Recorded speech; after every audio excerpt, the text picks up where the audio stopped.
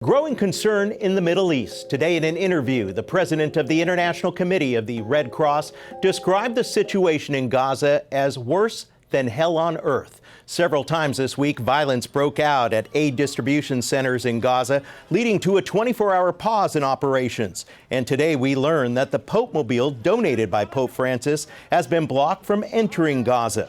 It was converted into a medical clinic to help Palestinian children, but ongoing border restrictions have kept it out of the region. Joining us now is Steve Dorsey from the International Committee of the Red Cross. Steve, thank you so much for joining us. On a recent interview with the BBC, your president didn't mince any words, calling the situation in Gaza, quote, worse than hell on earth. Can you describe the scene for us there?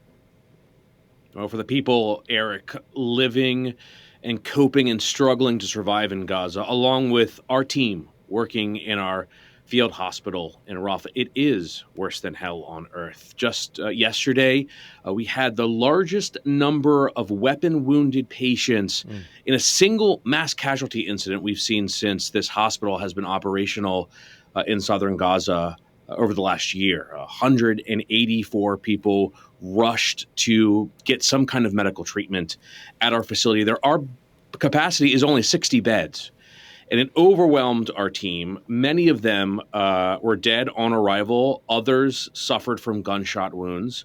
It is the latest illustration of the desperation to access relief, aid, medical care, food, or stay put in a very dangerous situation for them and their families, too, including women and children. You mentioned that field hospital in Rafah. It's the closest medical facility to anything in the area, where many Palestinians have been killed during the chaotic aid distribution in the last few days. Now, the site is run by the Israel and U.S.-backed Gaza Humanitarian Foundation, and you mentioned that in a span of 1 week, staff there at the Red Cross Field Hospital have responded to 5 mass casualty incidents, and this is highly unusual, isn't it? Certainly, death, destruction is not unusual since October 7th in Gaza. Right.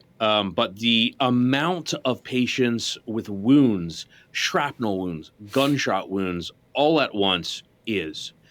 And we're entering a very new, dangerous time for humanitarians and for civilians in Gaza, where the North has little to no access to any kind of humanitarian relief.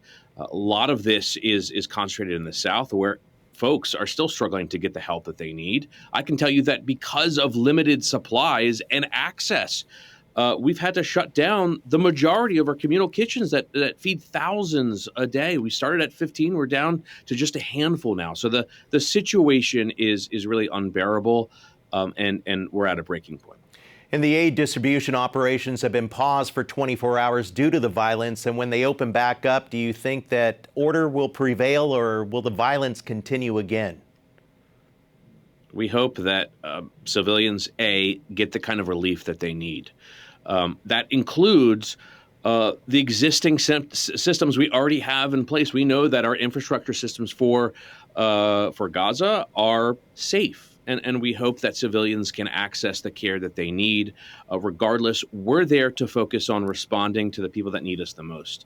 That's treating the wounded, that's rebuilding sanitation and water systems, and of course, getting them the most amount of food that we can get them. Well, Steve Dorsey, thank you so much for joining us with the International Committee of the Red Cross.